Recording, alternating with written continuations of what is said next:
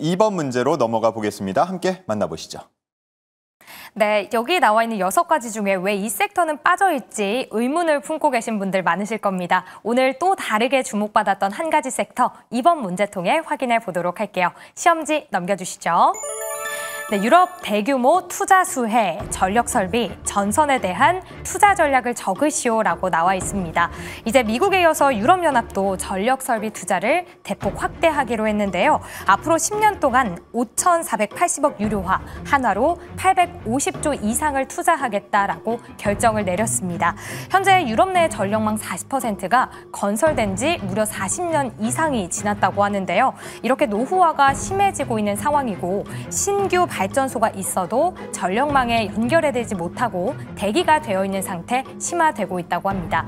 그리고 지난 5월이었죠. 스페인과 포르투갈에 대규모 정전 사태가 발생했다라는 소식이 들려왔었는데요. 이때부터 유럽연합 쪽에서는 이 발전기에 대한 좀 앞으로에 대한 시그널을 보내왔었습니다. 그 당시에도 우리 국내 관련주들이 크게 움직이는 모습이었는데요. 오늘 역시도 인프라 투자에 대한 수혜 기대감에 효성중공업 무려 11% 급등, HD현대일렉트릭은 오늘 52주 신고가를 기록하기도 했습니다. 특히 HD현대일렉트릭은 리포트 하나가 나오면서 주가에 또 한몫을 더하는 모습이었는데요. 유럽 시장의 진출 가속화가 되면서 앞으로 실적에 대한 영업이익률 추정치를 한 14% 정도 상향 조정하는 모습이었습니다.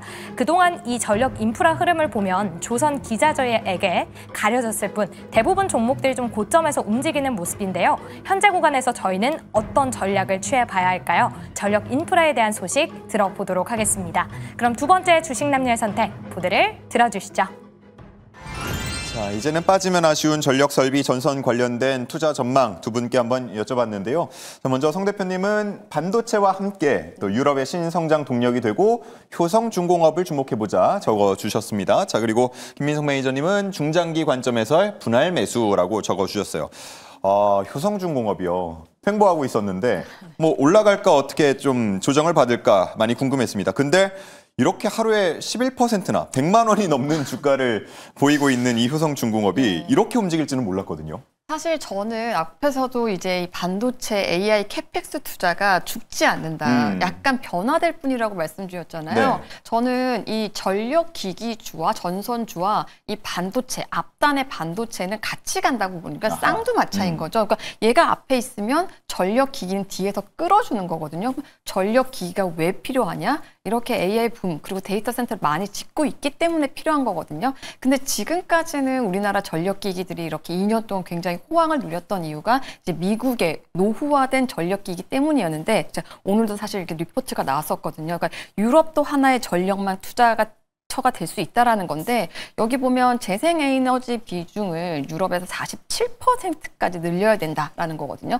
그렇기 때문에 이런 오래된 노후된 어떤 인프라들을 변경해야 되는 거죠.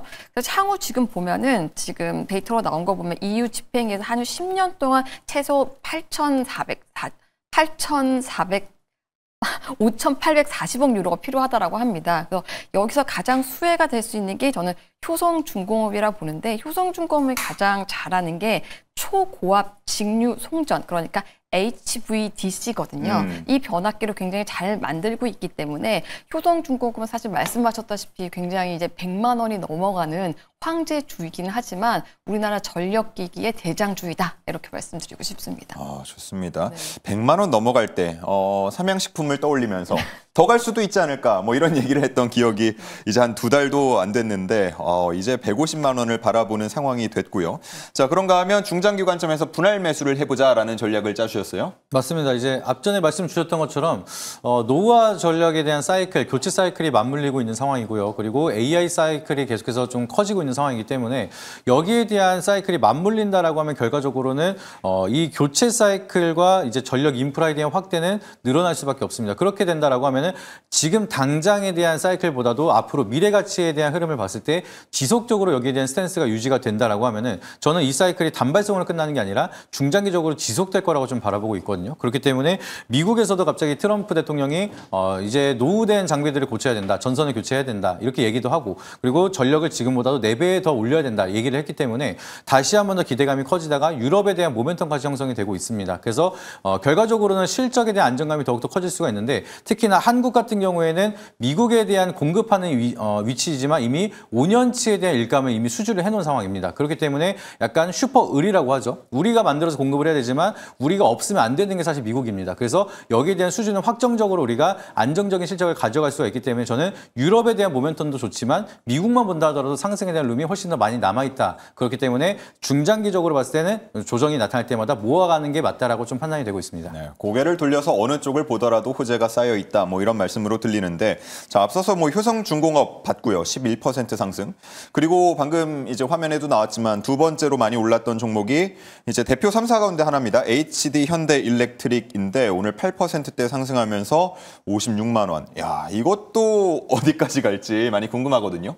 저는 사실 이제 가격 전략은 크게 의미가 없다 생각을 합니다. 이제 52주 신고가에 갔기 때문에 계속해서 홀딩을 하면서 일단은 뭐 2차 목표가 3차 목표가는 60만 원, 65만 원 단위로 끊어서 보시면 되겠지만 지금은 추세가 무너지기 전까지는 계속해서 홀딩하는 게 맞지 않을까 바라보고 있습니다. 그래서 아까도 저는 미국 시장이 굉장히 중요하다고 말씀을 드렸는데 미국 수출 비중이 HD 현대일렉트릭은 70%가 넘어가는 기업이기 때문에 미국에 대한 매출이 굉장히 잘 나오고 있고요. 그리고 여기에 더해서 미국 엘레베마 쪽의 공장의 생산력을 2배를 높이겠다라고 밝힌 바가 있습니다. 그러다 보니까 지금 관세에 대한 리스크가 있다 하더라도 미국 내에서 생산하기 때문에 관세에 대한 리스크도 줄어들고 있고요. 그리고 가장 중요한 게 미국 법원에서 지금 트럼프가 상호관세에 대한 위법이다라고 얘기를 했는데 이게 확정 판결이 나온다라고 하면 지금 상호관세는 다 원위치가 될 수밖에 없습니다. 그러면은 관세가 있다 하더라도 슈퍼 을이기 때문에 실적에 대한 모멘텀이 커지고 있는 상황이었는데 여기에 플러스로 관세까지 없어진다라고 하면은 우리가 예상하는 실적보다 멀티플이 더 많이 붙을 수가 있기 때문에